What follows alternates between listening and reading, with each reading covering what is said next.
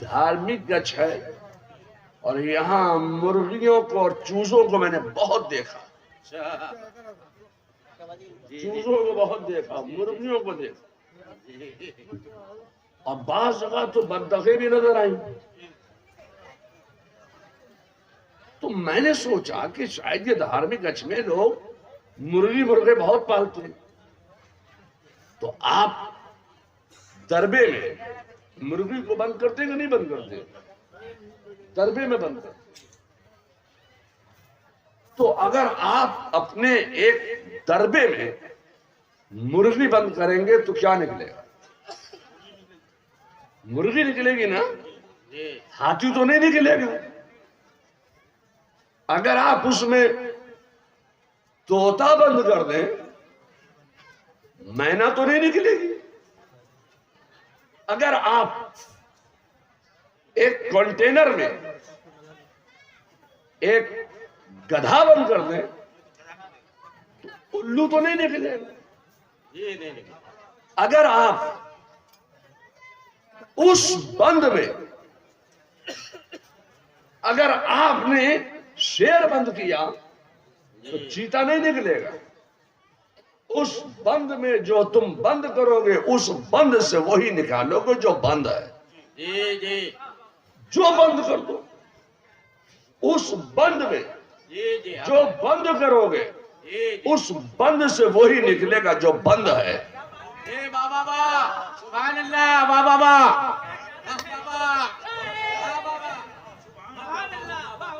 جو بند ہو،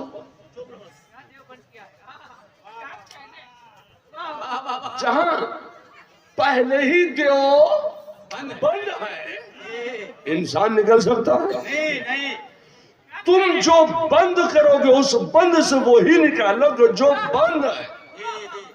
جہاں پہلے ہی دیو بند ہے انسان نہیں نکل سکتا۔ اب نکل رہے ہیں دیو، ڈگر ڈگر، نگر نگر، شہر شہر، قریہ قریہ، بستی بستی، محفل محفل، گوشہ گوشہ، کھانا کھانا، جگہ جگہ، ہر جگہ، اس مسجد سے اس مسجد، اس مسجد سے اس مسجد، مسجد مسجد بھاگے بھاگے پھر رہے ہیں، نمازیں پڑھ بھی رہے ہیں اور پڑھوا بھی رہے ہیں، اور ہم اہل سنت و جماعت پر، ہم غوث و خواجہ رضا اور حامد و مصطفیٰ کے مقدس آستانوں پر جانے والے سنیوں پر یہ اعتراض کرتے جا رہے ہیں۔ یہ سنی لوگ جب دیکھو تو علم غیب کی بات کرتے ہیں، اقتدار کی بات کرتے ہیں، اختیار کی بات کرتے ہیں، سیرت کی بات کرتے ہیں، صورت کی بات کرتے ہیں، حج کی بات کرتے ہیں، زکوٰۃ کی بات کرتے ہیں، عمل خیر و خیرات کی باتیں کرتے ہیں، حاضر و ناظر ہونے کی بات کرتے ہیں۔ یہ سنی لوگ اور سنی علماء جب دیکھو تو اپنے نبی ہی کی بات کرتے ہیں، نماز کی بات نہیں کرتے ہیں۔ ہمیں دیکھو، ہم نماز کی بات کرتے ہیں۔ میں آپ سے کہنا چاہتا ہوں کہ یہ تو اپنا اپنا مقدر ہے کہ آپ جب بات کرتے ہیں تو نماز کی بات کرتے ہیں، اور ہم جب بات کرتے ہیں تو جان نماز کی بات کرتے ہیں، روح نماز کی بات کرتے ہیں، مدار نماز کی بات کرتے ہیں۔ نعرہ تکبیر، نعرہ رسالت، مسلک اعلیٰ حضرت حضور توصیف ملت، نعرہ تکبیر۔ اعلیٰ حضرت نے فیصلہ کر دیا کہ جب تک کہ دل میں جان نماز کی محبت نہیں ہوگی اس وقت تک نماز قابل قبول نہیں ہو سکتی۔ اسی لیے میں کہنا چاہتا ہوں کہ نماز بعد میں ہے، محبت جان نماز پہلے۔ ہمارے اوپر یہ اعتراض ہوتا ہے کہ یہ بریلوی لوگ، یہ سنی لوگ نماز کی بات نہیں کرتے ہیں۔ میں آپ سے کہنا چاہتا ہوں کہ نماز بعد میں ہے، محبت جان نماز پہلے ہے۔ ہم پر اعتراض کرنے والوں کہ ہم صاف طور سے کہنا چاہتے ہیں کہ نماز بعد میں ہے، دامن مصطفیٰ پہلے۔ سبحان اللہ، سبحان اللہ۔ ایسا نہیں ہے کہ بس میں نے عقیدت میں محبت میں بول دیا، ثابت بھی کروں گا، خدا کی قسم نماز بعد میں ہے، دامن مصطفیٰ پہلے۔ کیا مطلب ہے؟ مطلب یہ ہے، عین الحق صاحب کو جانتے ہیں آپ؟ کہاں ہیں یہ؟ پیچھے ہیں نہیں، میں ان کو دیکھنا چاہتا ہوں۔ ان کی حاجی عین ال صاحب کی عمر کتنی ہے؟ 65 سال 70 سال، اس کے اوپر نہیں ہوگی۔ فرض کیجئے کہ آپ کے دھارمک گچھے سونا پور سے فرض کیجئے کہ یہ حج کرنے کے لیے گئے اور انہوں نے جا کر خانہ کعبہ کا طواف کیا۔ اس وقت ان کی عمر جو بھی رہی ہو، مگر میں مثال کے طور پر کہہ رہا ہوں کہ 20 سال کی رہی ہو، لوٹ کے آئے تو آپ نے ان کو کیا کہا؟ زور سے بولیے حاجی صاحب۔ 25 سال کے ہو گئے تو کیا کہا؟ زور سے بولیے، کیا کہا حاجی صاحب؟ 30 سال کے ہو گئے تو کیا کہا؟ 40 سال کے ہو گئے تو کیا کہا؟ 50 سال کے ہو گئے تو کیا کہا؟ 60 سال کے ہوئے تو کیا کہا؟ 65 70 کے ہو گئے تو کیا کہا؟ یا اللہ، ایک ہی مرتبہ تو خانہ کعبہ کا طواف کیا تھا 20 سال کی عمر میں، 70 سال کے ہو گئے، وہ حج اتنا بڑا ہو گیا کہ وہ حج ان کا ختم نہیں ہو رہا ہے۔ سونا پور سے کوئی گیا ہم میں سے آپ میں سے اور خانہ کعبہ کا طواف کیا، 15 سال کی عمر میں لوٹ کے آئے تو کیا کہا؟ حاجی صاحب۔ 50 سال کے ہو گئے، کیا کہا؟ حاجی صاحب۔ 80 سال کے ہو گئے تو کیا کہا؟ حاجی صاحب۔ 90 سال کے ہو گئے تو کیا کہا؟ حاجی صاحب۔ 100 سال کے ہو گئے تو آپ کیا کہہ رہے ہیں؟ یا اللہ، بچپن میں 15 سال کی عمر میں خانہ کعبہ کا طواف کیا تھا، وہ حج اتنا بڑا ہو گیا کہ 100 سال کے ہو گئے، ابھی وہ حج ختم نہیں ہو رہا ہے، ہم ساری زندگی نماز پڑھ رہے ہیں۔ مولانا محفل اشرف صاحب ساری زندگی نماز پڑھ رہے ہیں، کوئی نہیں کہنا چاہتا ایک مرتبہ بھی نمازی صاحب۔ یہ بات کیا ہے؟ میں یہی تو کہنا چاہتا ہوں کہ ہم میں سے آپ میں سے کسی نے ایک مرتبہ خانہ کعبہ کا طواف کر لیا، ساری زندگی آپ نے حاجی کہا۔ ایک بات بتاؤ، ابو جہل نے کتنی مرتبہ خانہ کعبہ کا طواف کیا تھا؟ اس کا اندازہ ہے آپ کو؟ ابو جہل ساری زندگی خانہ کعبہ کا طواف کرتا رہا، اتنا غنڈا غنڈا تھا عرب کا، صرف مکہ ہی میں غنڈا گردی نہیں چلتی تھی، اس کی غنڈا گردی پورے عرب میں چلتی تھی، اتنا بڑا غنڈا، اپنی غنڈا گردی سے وہ خانہ کعبہ کا متولی بن بیٹھا، دروازہ کھولتا تو خانہ کعبہ کا طواف کرتا۔ ابو جہل ساری زندگی خانہ کعبہ کا طواف کرتا رہا، تو آپ ایک مرتبہ بھی اس کو حاجی کہنا نہیں چاہتے؟ بات کیا ہے؟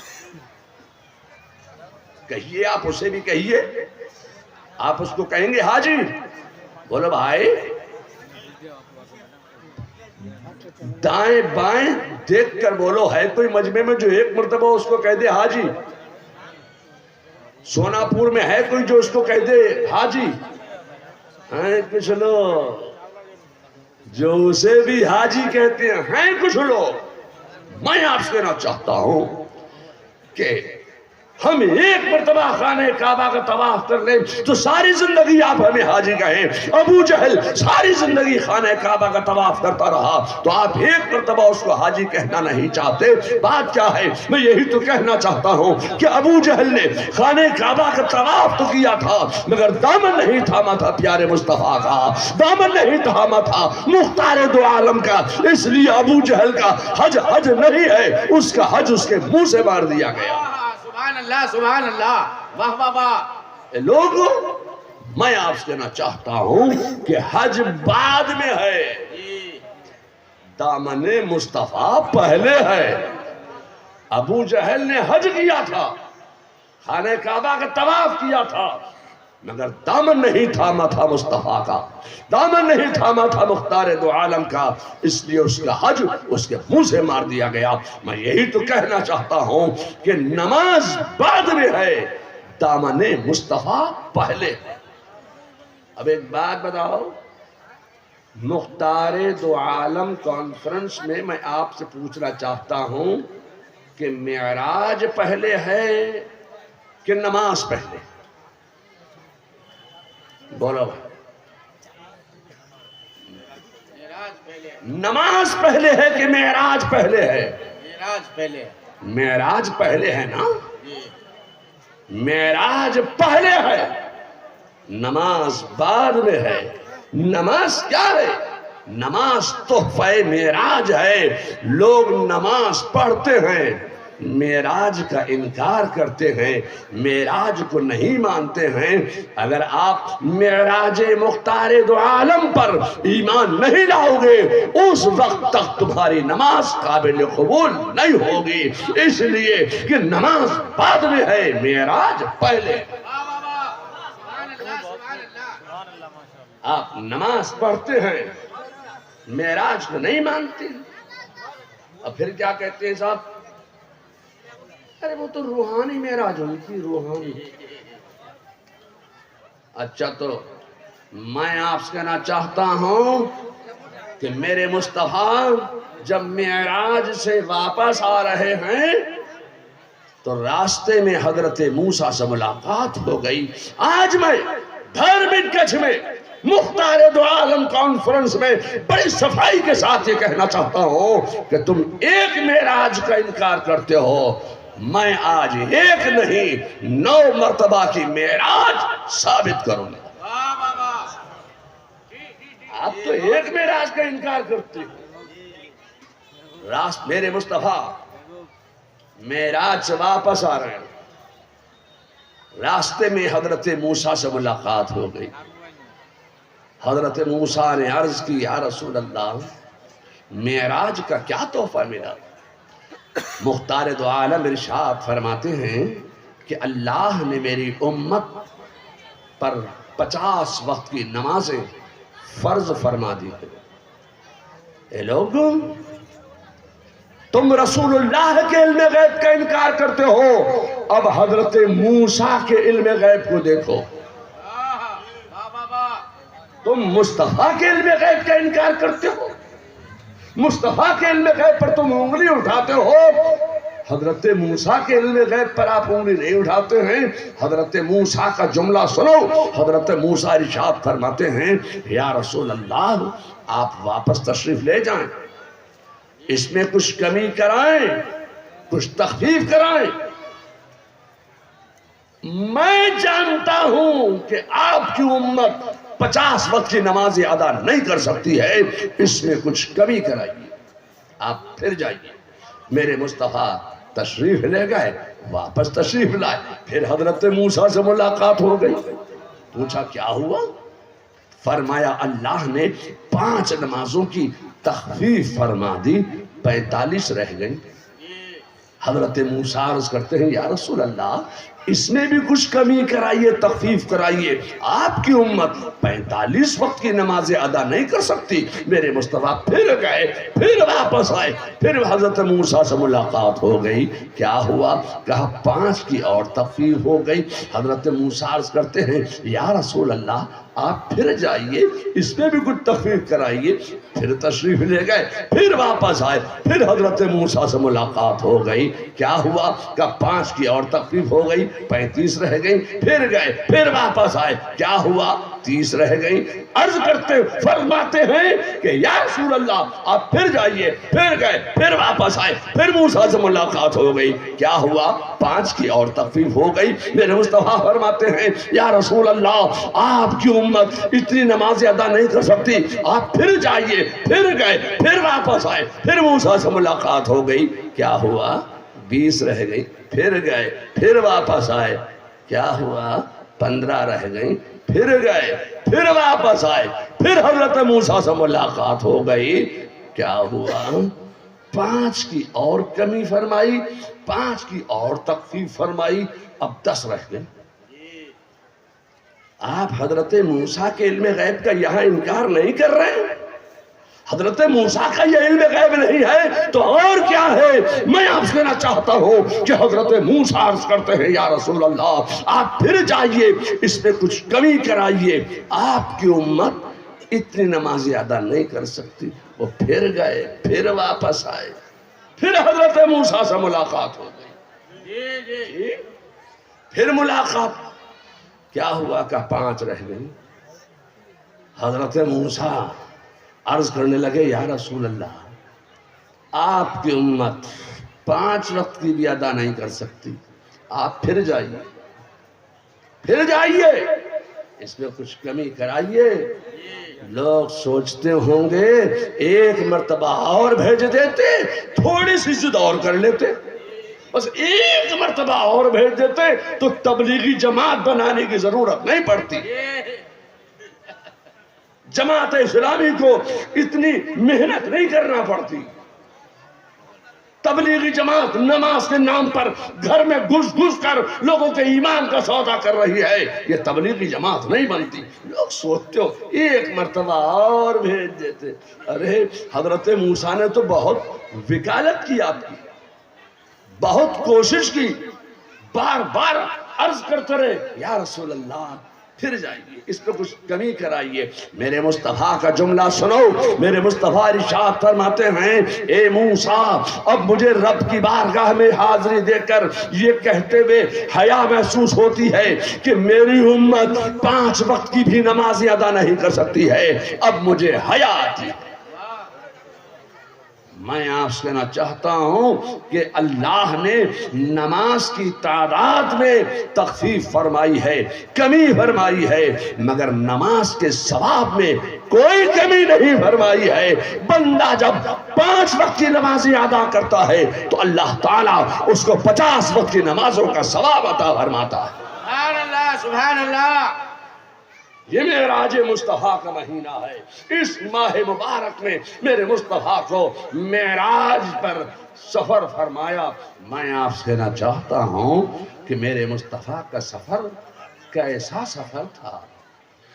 لوگ کہتے ہیں یہ ایسے گستاخ لوگ ہیں، یہ کہتے ہیں کہ یہ سنی لوگ کہتے ہیں کہ حضور صلی اللہ علیہ وسلم مسجد اقصیٰ میں تشریف لے گئے اور مسجد اقصیٰ میں تمام انبیاء سابقین موجود ہیں، کم و بیش 2,24,000 انبیاء وہ وہاں موجود ہیں۔ میرے مصطفیٰ امامت فرما رہے ہیں، مصلی امامت خالی ہے، میرے مصطفیٰ تشریف لائے، مصلی امامت پر کھڑے ہوئے، میرے مصطفیٰ نے امامت فرمائی۔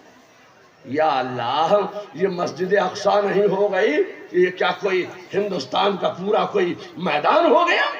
یہ اتنی چھوٹی سی مسجد میں 2,24,000 انبیاء کیسے آ گئے؟ یہ گستاخ لوگ اعتراض کرتے ہیں۔ میں آپ سے کہنا چاہتا ہوں یہ اتنے بڑے گستاخ ہیں کہ ان کی گستاخی کو میں آپ سے کیا عرض کروں۔ کہتے ہیں حضرت خواجہ غریب نواز نے ایک چھوٹے سے کٹورے میں اتنا بڑا آنا ساگر جمع کر لیا، یہ عقل میں بات نہیں آتی۔ یہ سنی لوگ کہتے ہیں، بریلوی لوگ کہتے ہیں، چشتی لوگ کہتے ہیں، قادری لوگ کہتے ہیں، عاشقان مصطفیٰ کہتے ہیں خواجہ نے ایک کٹورے میں پانی جمع کر لیا۔ میں آپ سے کہنا چاہتا ہوں کہ معجزہ ہوتا ہی وہ ہے جو عقل میں نہ گھسے، وہی تو معجزہ ہے۔ اور بزرگوں سے جو کرامت کا صدور ہوتا ہے آپ کی عقل میں وہ آ جائے تو کرامت کیسی؟ یہی تو میرے خواجہ کی کرامت ہے۔ مگر ایک بات میں آپ سے عرض کرنا چاہتا ہوں، مولانا محفل اشرف صاحب، لوگوں کو پیٹ میں درد اٹھا، کیسا درد اٹھا؟ کہ جب عشاقان اعلیٰ حضرت نے کہا تاج الشریعہ کا وصال ہوا تو ہم نے دیکھا کہ جو لوگ نماز جنازہ میں گئے تھے ان لوگوں کا بیان تھا کہ تاج الشریعہ کے جنازے میں 2 کروڑ 2.5 کروڑ، کسی نے کہا 3 کروڑ لوگوں نے شرکت کی، تو لوگوں کے پیٹ میں مروڑ ہونے لگی. 3 کروڑ لوگ آ گئے تاج الشریعہ. تو کیا کہا معلوم؟ انہوں نے کہا یہ بریلی چھوٹا سا شہر، اس چھوٹے سے شہر میں 3 کروڑ لوگ کیسے سما گئے؟ میں آپ سے کہنا چاہتا ہوں کہ میں اگر آپ سے کہوں گا کہ 1.5 کروڑ تھے یا 2 کروڑ تھے یا 2.5-3 کروڑ تھے تو آپ میری بات مت مانو. آپ تو ہر وقت لگے بھی ہو موبائل پہ، یوٹیوب پہ لگے بھی ہو ہر وقت، یوٹیوب پر دیکھ لو کیا حال ہے، کیسا مجمع ہے.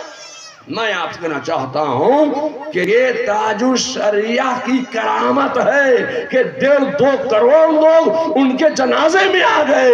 جب 1.5-2 کروڑ ایک چھوٹی سی بریلی میں سما سکتے ہیں تو تاج الشریعہ کے جنازے نے دنیا سے جاتے جاتے حضور صلی اللہ علیہ وسلم کے اس معراج کے واقعے کے بھی تصدیق فرمائی ہے کہ میرے مصطفیٰ جان رحمت صلی اللہ علیہ وسلم کا وہ معجزہ ہے کہ 2,24,000 انبیاء کرام اس مسجد میں تشریف فرما ہوئے اور سب کی امامت میرے مصطفیٰ نے فرمائی. اور یہ حضرت خواجہ غریب نواز کی کرامت ہے کہ ایک چھوٹے سے کٹورے میں آنا ساغر کو بھر لیا. یہ خواجہ کی کرامت.